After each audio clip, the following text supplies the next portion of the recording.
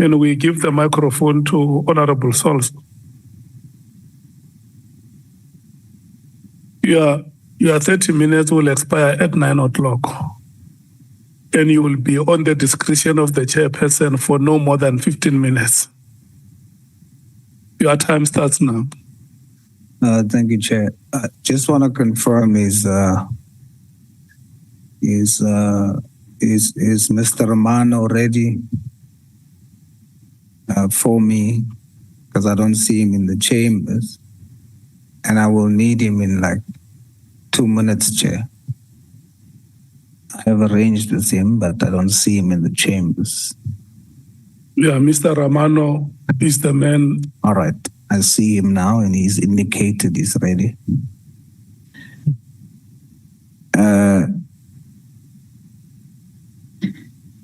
General, good evening to you. Good evening, sir.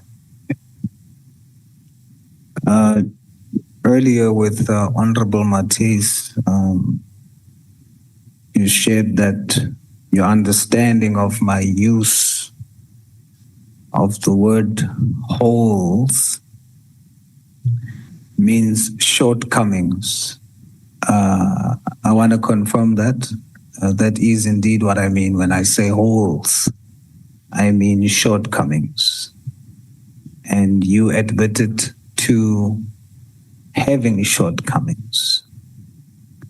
So it's undisputed. You are indeed a national hero with holes. And then you said something which obviously spoke volumes. You said, you're not much of a Christian, but many Christians are afraid to die.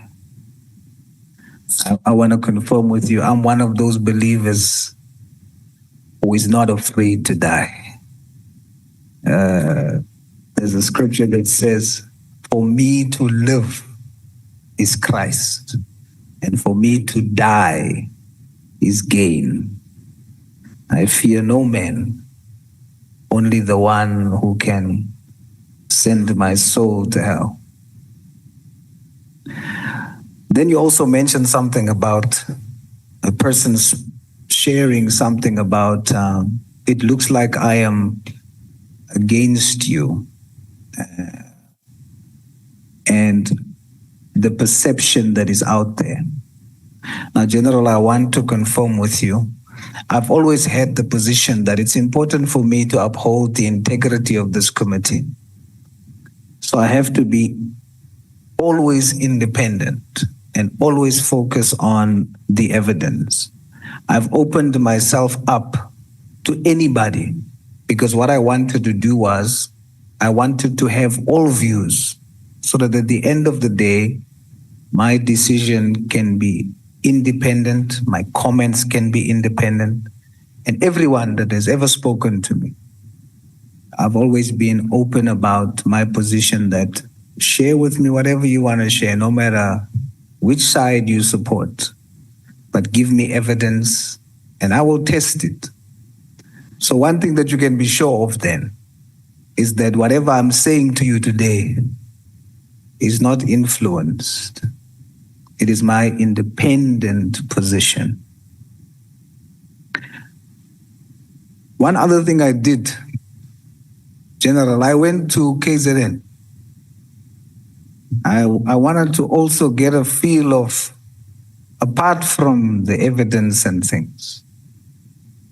And I must say, in front of the nation, KZN is big. I used the Ubers, and I had at least 3 Uber drivers. Kwanda, Zakile, and Mkhwanazi. And all three of them spoke well of you. Now, if Uber drivers, and it was young people, can speak well of you as a provincial commissioner. That speaks volumes. Now, as you have admitted, you do have holes too, and I've seen some of it, but those holes does not take away from the fact that you are doing a great job. And I've seen it. And I want you to watch something. Now, the honorable members, I'm sure by now, is very tired of my voice. They are going to have to deal with it. It's my time. But I would like you, General, to indulge me. And this was a speech I did in Parliament, April 2025. And you are mentioned in this. And I want you to hear it.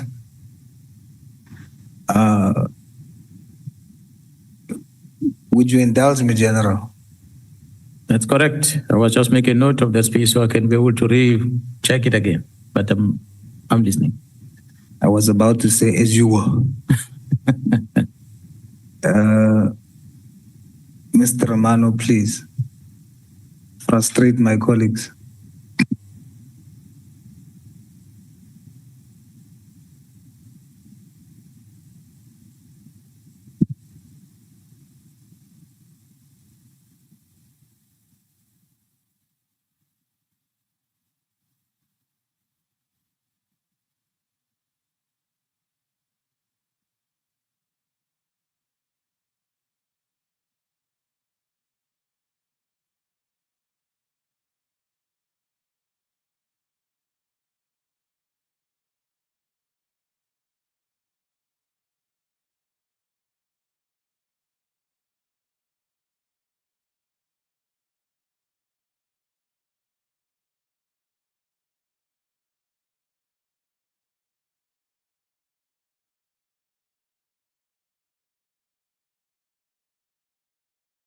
Savior Jesus Christ, Mkhwanazi, Kendrick Lamar, a popular American musician. Thank you, Honorable Chair. Greetings in the wonderful name of our Lord and Savior Jesus Christ. Mkhwanazi. Kendrick Lamar, a popular American musician, in his Super Bowl performance went viral when he did his hit entitled "They Are Not Like Us." The subliminal messaging resonated mostly with African Americans because it seemed like Lamar was addressing the elephant in the room, saying that the former slave masters who infringed upon the human rights of the former slaves are not like us. But surprisingly, the descendants of the former slave masters danced along to the tune in agreement, and the question is why? Because every system of oppression and slavery is built upon and kept alive by the ideology that they are not like us. For as long as whites say of blacks they are not like us, and blacks say of whites they are not like us, then we will have a bill of rights with a system that is still not right. We say they are like us. When the People's Assembly, made up of black, white, colored, and Indian, gathered in Kliptown to sign the Freedom Charter, it was because whites and blacks said of each other, they are like us. Anton Franz fought off apartheid police, and when they threatened to kill him, which they did, he screamed, "Kohame," because when he, as a 20-year-old colored African, looked at his black brothers and sisters, he said, they are like us. When our Khoisan forefathers welcomed Portuguese, Dutch, and British settlers for a temporary stay, and they forcefully made it permanent, it was because they believed that they are like us. If we are going to deepen social justice and human rights, we as South Africans will have to say, I am you, and that is Ubuntu. When we see Rassi leading the Bokke to represent our national unity globally, we must say that is us. When we see KZN Provincial Commissioner Lieutenant General Mkhwanazi win his fight against crime, we must all say that is us. When we see Minister Mackenzie stand for the inclusion of all races in DSEC, we must say that is us.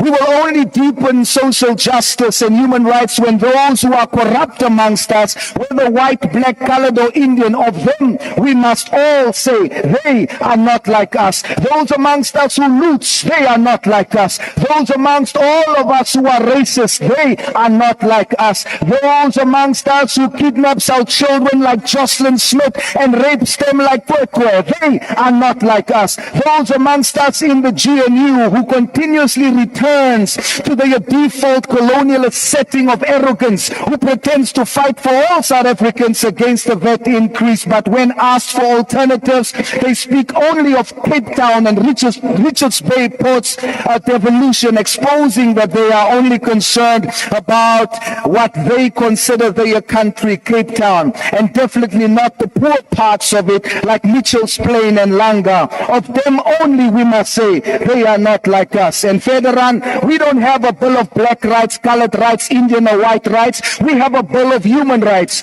We won't take 4 acres and a mule. We shall pay market value for it and share the rest fairly until we are all owners. We are all South African. We are all Africans in particular. Awelani, Ayo, salute African. They not like us. They not like us. They not like us.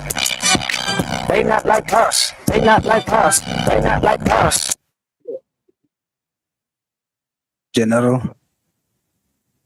General, today, that was April 2025.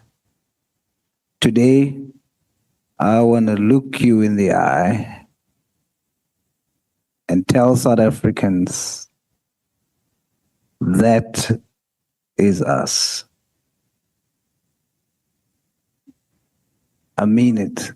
Thank you, sir.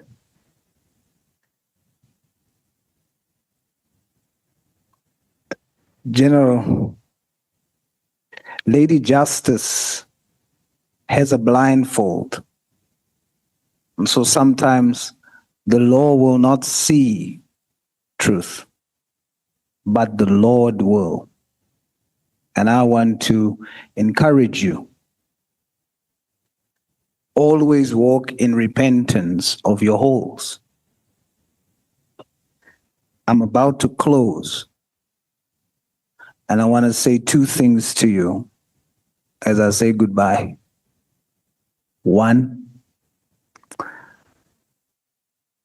I have something I disagree with you with, and a lesson I've learned from you tonight.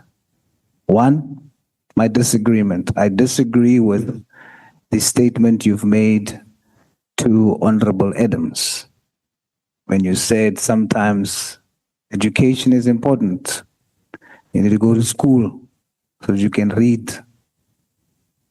Indeed, education is important, but we must respect our Constitution. That member, there are people out there who voted for him and gave him 2 seats in this parliament. Without school,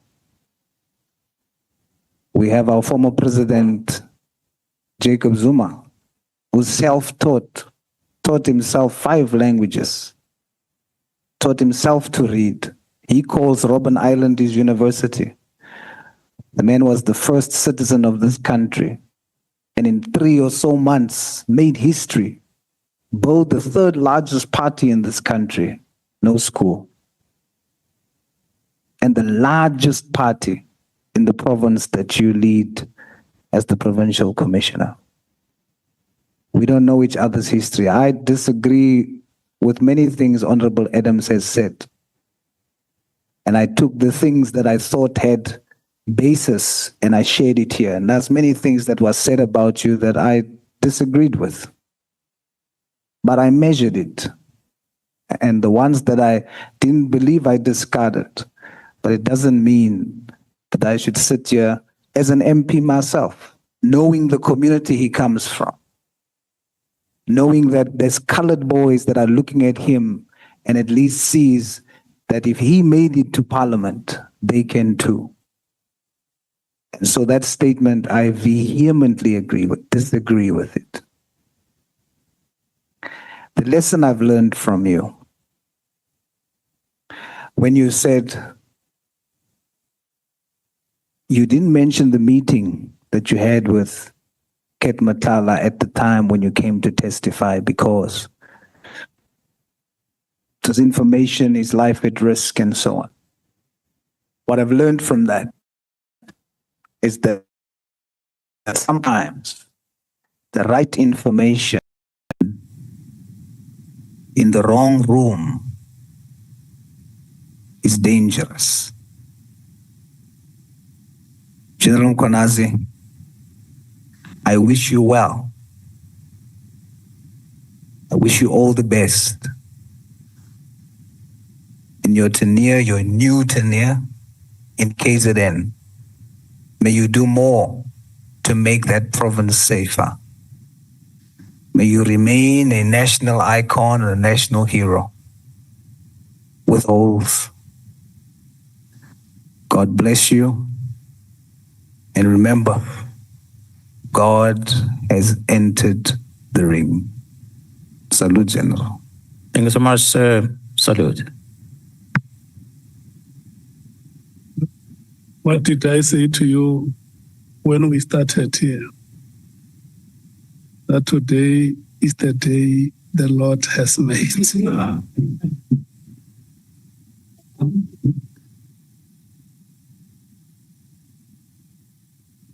Honorable Vessels, your time starts now. Thanks very much, Honorable Sauls. Thank you very much, Chairperson. This is now the second time that Honourable Sauls gets me caught off guard, because he's usually very stringent on using all of his time. But thank you very much, and good evening, General. Good evening, sir. General, I think we've, in this whole process, heard a lot of allegations. Allegations made by you, starting on the 6th of July, and also in your first appearance here and in front of the Mdlanga Commission, and also from other witnesses, some making allegations against you, some making other wild allegations, some trying to advance their innocence as well, in terms of the allegations made by you or by others. And it's very difficult for Parliament to actually get to the bottom of what is true and what is not, because we're not investigated, and it makes it quite difficult.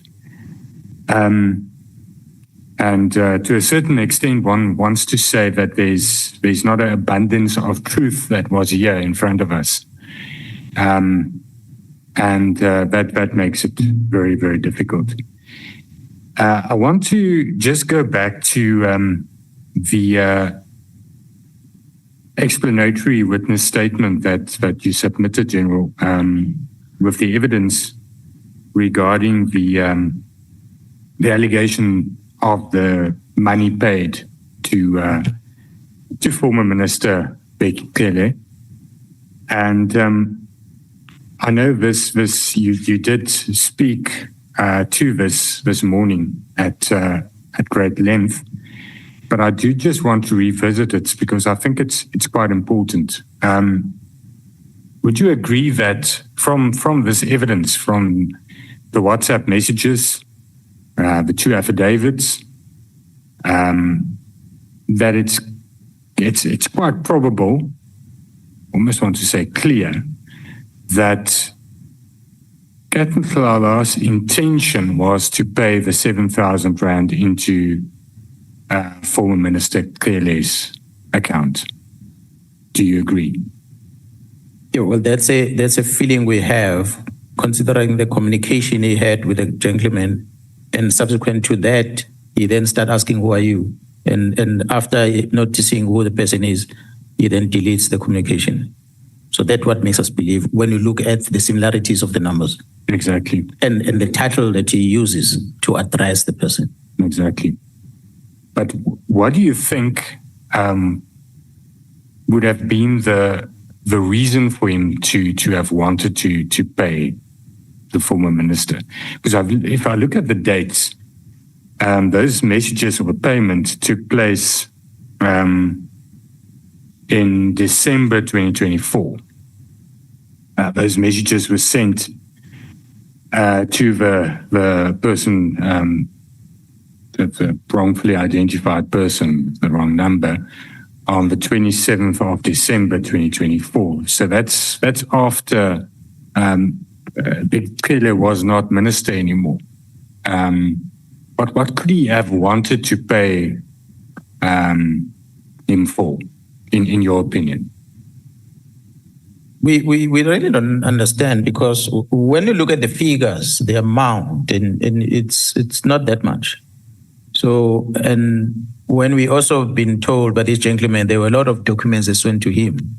So we really don't understand the reason behind the messages and subsequent to that, the money. So I really wouldn't understand. Perhaps it's something that was discussed over the call that perhaps might have made Mkhwanazi to then send the documents on WhatsApp only to discover later maybe he saved it wrong. We're not sure. But if one looks at paragraph 4 of the affidavit of the person that the message was sent to and the 7,000 rand was paid into, he says that from the messages that he received from Captain Mkhwanazi, Captain Mkhwanazi already paid 50,000 rand to someone, but that he was not getting assistance. If you read in paragraph 4 on, I don't think there's page numbers. Second line on page 2. That's correct, yeah. Yeah, the second page of the statement. And then later he said he'll pay an additional amount for extra service, is the words this person used. And that's most probably from the messages that were sent to him. But this is a few days, about 20 days, if I remember correctly, after the raid at Captain Mkhwanazi's house. And it was a few days before the directive of Minister Mkhwanazi. Am I correct? So am I correct to say that it's probable that this holds that there's some connection here, or don't you think there's any connection Between Minister Mkhwanazi's directive, the raid at Captain Mkhwanazi's house, the extra service? The question that we don't have an answer to is what would the former minister have influence on to assist Mr. Mkhwanazi with? Yeah, no, what our understanding as a team is that there's a possibility that the relationship between Mkhwanazi and probably Minister Mkhwanazi, the former Minister Mkhwanazi, has something to do with this contract that seems like Mkhwanazi wants assistance. The directive of Mr. Mkhwanazi come 2 or 3 days after that conversation.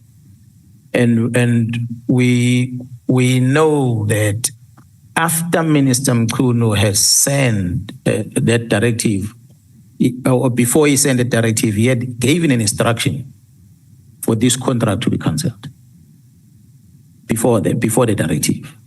So surely if there was a connection between the two of them, I don't see why would then Mkhwanazi engage with Mkhwanazi on this if it was. But instead, Mkhwanazi will be in good terms in engaging with Mkhwanazi to make sure that nothing that what Mr. Mkhwanazi said must happen. But Minister Mkhwanazi had given a directive that something is not right with this contract, so therefore something must be done to correct the wrong. See, because if one also looks at the messages that were sent to this person by accident, with the wrong number, wrong digit in the number, there's a lot of documents that were sent and it was deleted. Now, the problem is, or my thinking is, that we heard from other witnesses the allegation that former Minister Cele is ruling the South African Police Service from the grave, was the words that were used. The National Commissioner denies that. He says he can't see truth in that. But do you agree that if one looks at this, it makes one think? Because there's a raid, there's a search at the premises of Kat Mkhwanazi. We saw the messages between Kat Mkhwanazi and Brown Mkhwanazi, that there's an unease about what's happening now. He pays someone 50,000 rand, and he says to what he thinks is Minister Cele that is not getting the assistance that he actually wanted. And then he pays an extra 7,000 rand. It is a very small amount, strange amount. But it seems as though he thinks that Minister Cele would be able to assist him in this criminal issue. Or am I sitting with partners? Well, I wouldn't know. What I know is that perhaps in regard to what happened on the 6th of December, is that Mr. Matlala's property was searched. Yes. And firearms were taken. But he was not arrested. The only thing that happened, there was a search and firearms taken.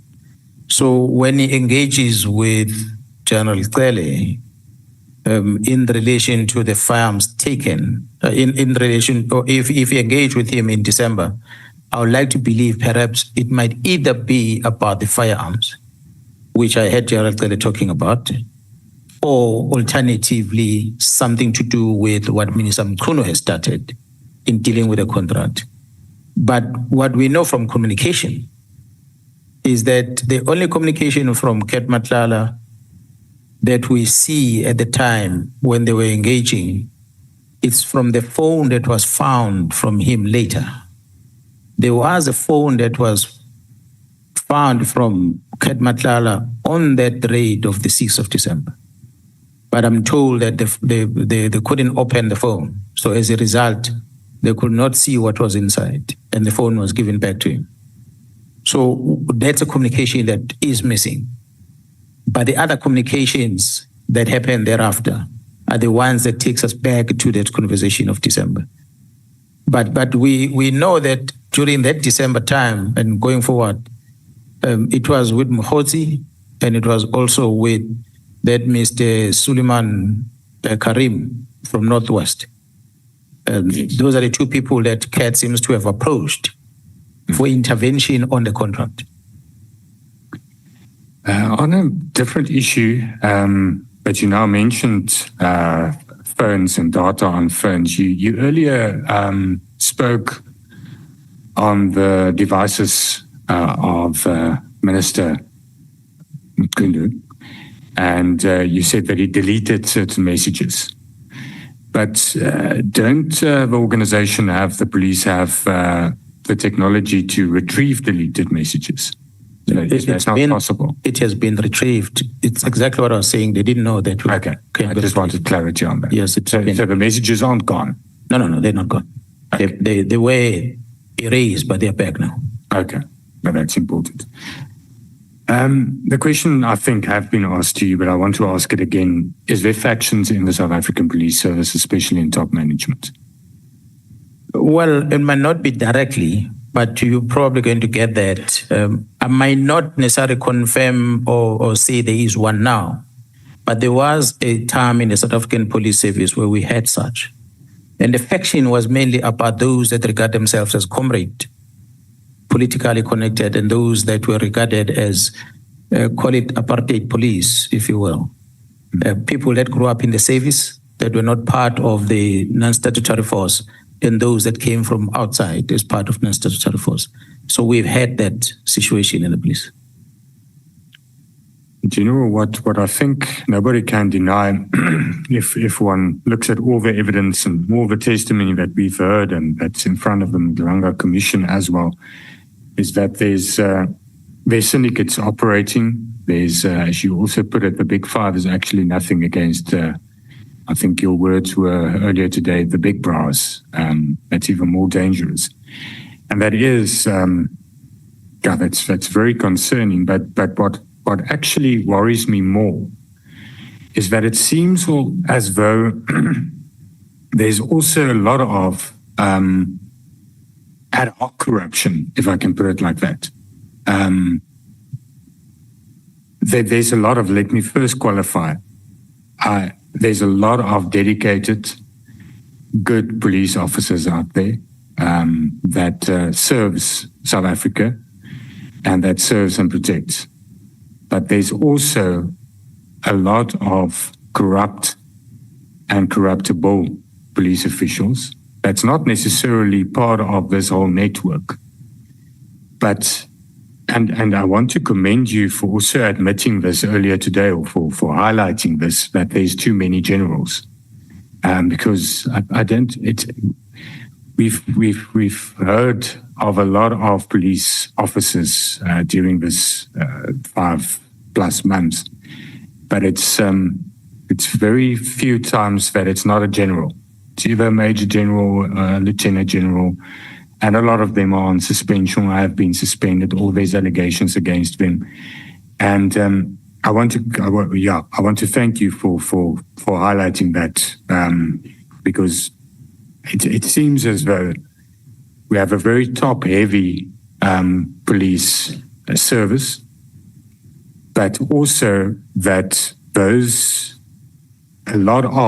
some of those top management are living extremely high lives. It's as if they are pop stars with Durban Julys and parties everywhere, and they're not actually there to serve and to manage the police service. Would you mind to comment on that statement?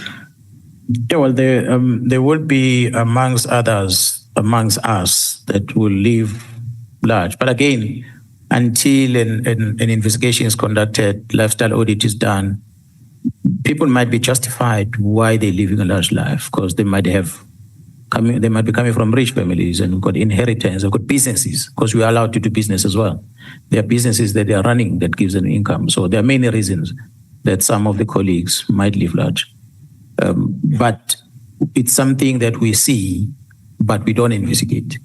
So what that becomes a problem, because we end up not knowing what is the source of the wealth that we see before us, but it's there. But now there's a very big problem, and that is, I think it will always be at odds end with each other, is a police service and an internal investigating unit such as IPID. You always have friction or problems between the two. But it seems as though IPID is abused. But you can't really do anything about this very deep-rooted corruption if IPID is not actually functioning. How do we get IPID to function? And to have when there's investigations, that it's not said that it's just factions or it's driving a certain agenda or it's infiltration. How do we clean it so that we can get rid of the corruption? Honorable members, I think if you have, number one, people that are very disciplined, dedicated, and not politically inclined that are leading that institution, the abuse of their powers will not be realized. I'm saying this because of so many cases that IPID have opened, which are cases that who cannot justify why they came up with those cases. A typical example, it's when they wrote to me and they said the Minister Mkhwanazi registered a complaint with them. They wrote it in black and white. The head of investigation who's currently acting, who was not there when the letter was written, flew to KZN to withdraw that letter. And he gave me a 2-paragraph letter to say it was not a minister, it was an anonymous complaint. But 2 weeks later, he told the acting minister. The acting minister told the National Commission told me. When I confronted him, he started denying. But he told the acting minister that the chief of staff is the one who complained. So then I asked the question, well, why was he not honest? If it's a chief of staff, most likely it's a minister then. Why are they trying to cover it up? So it is that behavior of the head of the institution, which the acting is already compromised. So once we have such individuals, we're not going to get a good IPID running. There is a section in the IPID Act, I don't have it in front of me, I cannot remember. It's a section that they're abusing. The intention of the legislature, I believe, was to make sure that the powers of the police are controlled. Police don't go out in their own making, just kill and assault people, things that are alleged by some of these people that came in here. That's why IPID exists, so they can investigate such behaviors and correct it.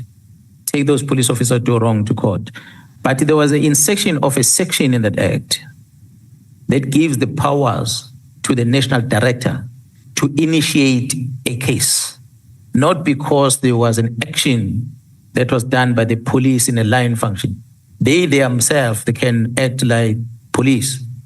They decide they don't like you, they suspect to be involved in the wrong, they investigate you. It is that section of the act that might need to be relooked at. You remove that section, IPID become a vanguard of the police on what police does and be able to correct. That is one. But on the other side, IPID must be capacitated. If we're to really look at it, pains me. Well, I'm not working for them. But it pains me when you look at the resources that they have, human resources and many other resources that they need to be able to carry out the task. If the police has done wrong, and if there's a collusion in the police with the wrong that the police have done, one of the things, typical example, we could be involved in a shooting. Police officer shot and killed someone. The forensic that attends, IPID is a detective, but the person who tells the crime scene is a police officer, not an IPID expert. So that police officer, if in cahoots with the one that shot, they'll mess up that scene. Evidence is collected, is packaged, is sent to forensic lab, and you wait for the result. Whose lab is this? It's the same SAPS lab. Then IPID must rely on the same SAPS lab. So if the collision between the police, the results coming out of that lab will not be positive. Yes. And then IPID won't be successful because IPID don't have their own alternatives of conducting the investigation. So it's some of those things that might be looked at. If we strengthen those things, perhaps we might have a good institution going forward. Thank you very much, General, for that. I think it's valuable. I also think one should consider having some kind of, that the head of IPID may never be considered to become National Commissioner, for instance, because that's one of the allegations, obviously, is that certain things were done that a certain person could become National Commissioner. But that's just a by the way statement. Just one last question, there's a lot of ridiculous allegations that have been made against you as well. Not even going to, I don't think anybody is going to ask you that, but it was made under oath. And that is something that's quite upsetting in this whole process, as was that people do not take the oath serious at all. I mean, it's even being said under oath that you are a CIA agent. I don't have to ask you if you are or not. But there's also, I've received an affidavit that was made this evening. And you mentioned earlier today when you were talking of the blue lights that escorted Honorable Adams to the prison, You spoke of a conference call that will take place. Am I correct? Between someone that will testify. There's a case that was opened by Detective Sergeant Thomas this evening, alleging that he was kidnapped and his cell phone was taken and was intimidated on your instruction to get a statement on the blue light situation. Do you know anything about that? Yeah, well, that moves very fast. I like that. Honorable Chair and members, the team is investigating the movements of Mr. Adam. And he goes and he lands in Durban. He is taken with blue lights. He goes to prison. He does what he does in prison. The person that arranged this movement with blue lights for Mr. Adams is a policeman working under me in KZN. This policeman is the one that opened the case. He's a cousin or nephew of Mr. McBride. This policeman, well, I did not know he's related to Mr. McBride, but over time, he's always been sending me a message to try and arrange a meeting between me and McBride. I know it, and I hope he's not going to change it. His profile on WhatsApp, I think, is that of Fidel Castro. That's what drew my attention over time, every time when he sent the messages. But I never saved this message, but every now and then he'll be talking about McBride. But there's a profile that I noticed that's the same person. The team wants to meet with him. I conducted District Commissioner General case in the morning. That the team wants to meet with him. I also phoned General Kopang, who is the acting Deputy Provincial Commissioner responsible for investigation, to try and locate this member. Because at one stage, he's from Brighton Beach Police Station, but at one stage he was deployed in the task team in the provincial office that was dealing with drugs. He was working there. And I'm told he has since gone back to Brighton Beach. So I'm talking to these two because the other one's a district commissioner and the other one possible as an acting deputy. If he's still within the team, he might find him there. So they locate him and they tell him to come to the provincial office at General Gopal's office. The team goes there to go and investigate. And I must say, this is a PKTT. It's not just any other team that went to him. I wanted to ask you that. Because it's related to the Cindy Somakatwa case that the PKTT is investigation. So it is a PKTT that deals with this case. They go to the provincial office, 15 Bramfish in Durban at 17th floor. They meet up with him at General Gopal's supervision. They interview him about his role because the other members that were driving in their statements under oath, they said he's the one that requested, tasked them to go and get Mr. Adams from the airport. We got his name from the members that were doing the job. So when he has to then explain himself, it's part of the investigation. It looks like he did not tell the truth in that interview they were doing with him in the police building. That's what they told me this evening. And they obtained a statement from him. Subsequent to that, they took his phones because they wanted to download them. Right there and there. I guess he did not expect that the phone are going to be downloaded, which means some things might come out of those phones. So they downloaded his phone. When they finished with him, he allegedly went out. When they were done, they all left. He went straight to the police station. He talks about kidnapping. So it's an investigation IPAT must take and investigate, I hope. And so he can be able to tell, how did he get into the office? Was he forced to come to the office? What happened in the office? There are cameras there in the building. And when he left, at what stage was a kidnapping? So it's one of those which I think is putting up a case because he does not know how to justify his action.